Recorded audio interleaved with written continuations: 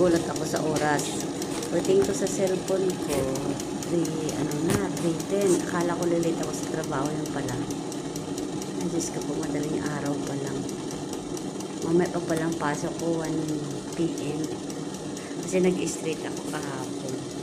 24 hours akong may duty. Ayan. Diyos ko po, umaga pa. Kakape na ako. Gulat talaga ako eh. Akala ko, thanks Lord. 10 hours din ang tulog ko. Nag-start ako ng tulog kasi nakauwi ako kahapon ay parang 2:30.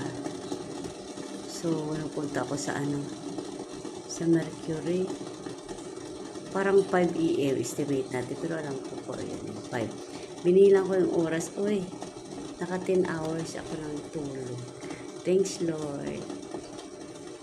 Bawi-bawi naman. Pero di pa yung bawi Hindi pa yung bawi-bawi talaga. Lagi na lang kulang ang oras. Tulog pa rin ako. Thank you so much. Good morning everyone. Magkakape ako. Init pa ako tubig. Ay, Diyos ko po. Namili kasi ako kahapon bago ako natulog sa Mercury.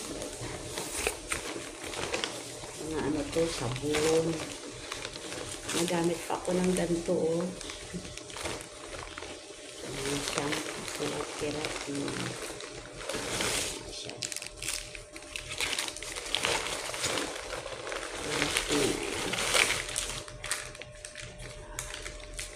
Alam na piraso gawin. Nagbila ako ng nag-try lang pala ako ng nagbila ako ng hugas. Ito ba? Ay, isa lang ang powder na nabili ko. Subukan ko lang kasi ito. Kala ko kasi kaya isa lang. Ayan. Ang iba naman. Siyempre, wala akong dilata. Isa lang. Ito, may pizzeria pa rin. Pansin.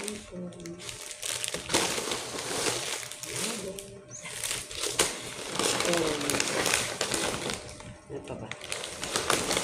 Yung number 1 ko talagang sadya doon. Eto. Yan, dami ko pinili.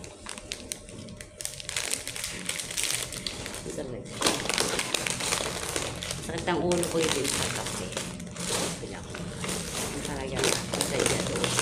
Alam ko na kung bumili ng Skype.